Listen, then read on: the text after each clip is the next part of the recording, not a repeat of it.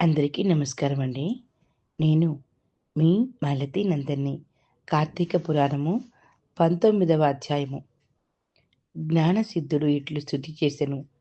వేదవేత్తలు మిమ్ము వేదవేద్యునుగాను, వేదాంతములు యందు ప్రతిపాదింపబడినగాను, గుహ్యమైన వానిగాను, నిశ్చలుగాను, అద్వితీయునిగాను తెలుసుకొనుచున్నారు. చంద్ర సూర్య శివ బ్రహ్మాదుల చేతను రాజుల చేతను స్తుతించబడు రమ్యములైన మీ పాద పద్మములకు నమస్కరించుచున్నాను. వాక్యములతో చెప్ప సఖ్యము కాని వాడవు. శివునిచే పూజింపబడిన పాద పద్మములు కలవాడవు. సంసార భయమును తీసివేసి సమర్థుడవు. జన్మ సంసార సముద్రమందున్న శివాదుల చేత నిత్య కొనియాడబడు వాడవు. చరాచర ప్రాణులచే స్తుతింపబడువాడవు. పంచమహాభూతములు చరాచర రూపములైన అన్ని భూతములు నీ విభూది విస్తారమే. శంకరునిచే సేవించబడిన పాదాలు కలవాడా, మీరు పరము కంటే పరుడవు. నీవే ఈశ్వరుడవు. ఈ చరాచర రూపమైన ప్రపంచమంతయు దానికి కారణమైన మాయతో కూడా నీ యందు తోచుచున్నది. త్రాడునందు పాము భ్రాంతి వలె, పూలమాల భ్రాంతి వలె తోచుచున్నది అనగా లేనిది భావము. ఓ కృష్ణ, నీవు ఆది మధ్యాంతములందు ప్రపంచమంతటా ఉన్నావు. భక్ష్య భోజ్య చోష్య రూప చతుర్విధాన రూపుడవు నీవే. యజ్ఞ పురుషుడవు నీవే. నీ సంబంధియు పరమ సుఖప్రదము అయిన సచిదానంద స్వరూపమును చూసిన తరువాత ఈ జగము వెన్నెలయందు సముద్రము వలె తోచును. ఆనంద సముద్రము నీవే. నీవే ఈశ్వరుడవు. నీవే జ్ఞాన స్వరూపుడవు. సమస్తమునకు నీవే ఆధారము. సమస్త పురాణ సారము నీవే అగుదువు. నీ వలనే సమస్తము జనించును, నీయందే లయించును. నీవు ప్రాణ హృదయమందుండు వాడవు. ఆత్మస్వరూపుడవు, అఖిల వంద్యుడవు. మనస్సు చేతను కూడా సఖ్యము కాని నీవు మాంసమయమైన నేత్రములకెట్లు గోచరమగుదువు. ఓ కృష్ణ, నీకు నమస్కారము. ఓ ఈశ్వర, నీకు నమస్కారము. ఓ నారాయణ, నీకు నమస్కారము. నన్ను ధన్యుణ్ణి చెయ్యము. మీ దర్శన ఫలము విఫలము చేయకము. ఓ పరమ పురుష, నీకు మాటి మాటికి నమస్కారము. ఓ దేవేశ, నన్ను నిరంతరము పాలించుము. నీకు నమస్కారము. సమస్త లోకములందు పూజించదగిన నీకు నేను మ్రొక్కెదను.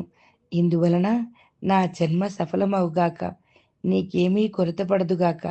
నీ జ్ఞానానికి లోపముండదు కదా. నీవు దాతవు, కృపా సముద్రుడవు.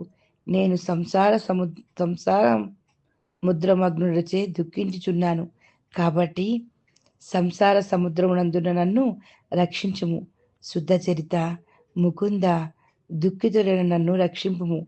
త్రిలోకనాథ నమస్కారము. త్రిలోకవాసి నమస్కారము. అనంత ఆది కారణ పరమాత్మ నమస్కారము. పరమాత్మ రూపుడవు, పరమహంసపతివి, పూర్ణాత్ముడవు, గుణాతీతువు, గురుడవు, కృపావంతుడవు. కృష్ణ, నీకు నమస్కారము. నిత్యానంద సుధాబ్దివాసివి, స్వర్గ మోక్షప్రదుడవు, భేదరహితుడవు, తేజోరూపుడవు, సాధు హృదయ పద్మ నివాసివి, ఆత్మస్వరూపుడవు, దేవేశుడు అయిన ఓ కృష్ణ, నీకు నమస్కారము. ప్రపంచమును పుట్టించి పోషించు సంహరించువాడా, నీకు నమస్కారము. వైకుంఠ నిలయ, వ్యాసాదుల చేత కొనియాడబగు పాదములు కల కృష్ణ, నీకు నమస్కారము.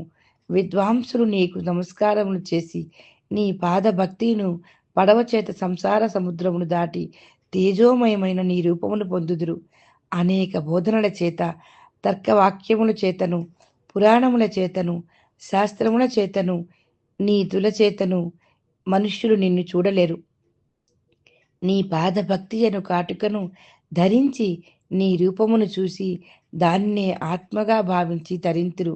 గజేంద్ర, ధ్రువ, ప్రహ్లాద, మార్కండేయ, విభీషణ, ఉద్ధవ ముఖ్య భక్తులను కాపాడిన ఓ హరి, నీకు నమస్కారము.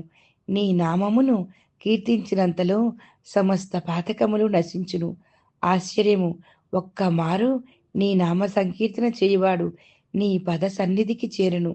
కేశవ, నారాయణ, గోవింద, విష్ణు, జిష్ణు, మధుసూదన, దేవ, మహేశ, మహాత్మ, త్రివిక్రమ, నిత్యరూప, వామన శ్రీధర, ఋషికేశ, పద్మనాభ, దామోదర, సంకర్షణ, నీకు వందనములు. ఓ కృపానిధి, మమ్ములను రక్షించుము. ఇట్లు స్తుతి చేయుచున్న జ్ఞానసిద్ధునితో భగవంతుడు చిరునవ్వుతో ఇట్లను, ఓ జ్ఞానసిద్ధ, నీ స్తోత్రమునకు సంతోషించితిని.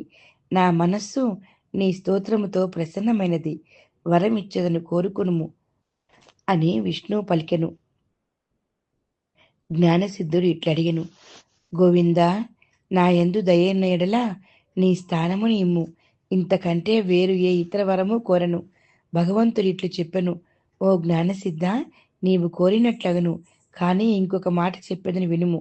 లోకమందు కొందరు దురాచారవంతులై ఉన్నారు, బుద్ధిహీనులైన వారు ఉన్నారు. వారి పాపములు నశించి వారికి ముక్తి కలిగడి ఉపాయము చెప్పేదని వినుము. ఓ మునీంద్రులారా, మీరందరూ వినుడు. నేను చెప్పేటి మాట ప్రాణులకు సుఖదాయకము. నేను ఆషాఢ శుక్ల దశమి నాడు లక్ష్మితో కలిసి కూడా సముద్రమందు నిద్రించెదను. తిరిగి కార్తీక శుక్ల ద్వాదశి నాడు మేల్కొనదను. కాబట్టి నాకు నిద్రాసుఖము ఇచ్చడి ఈ మాస చతుష్టయమునందు శక్తివంచన చేయక వ్రతాదులు ఆచరించి వారికి పాపములు నశించును, నా సన్నిధియు కలుగును. నాకు నిద్రాసుఖమైన ఈ మాస చతుష్టయమందు వ్రతమాచరించిన వాడు నరకమును పడును. ఓ మునీశ్వరులారా, నా ఆజ్ఞ మీద భక్తిమంతులైన మీరు ఇష్టార్థదాయకమైన ఈ వ్రతమును తప్పక చేయండి. ఇంకా అనేక మాటలతో నేను పనిన్నది. ఎవ్వడు మూఢుడై ఈ చాతుర్మాసి వ్రతమును చేయుడో వాడు బ్రహ్మహత్య ఫలమును పొందును.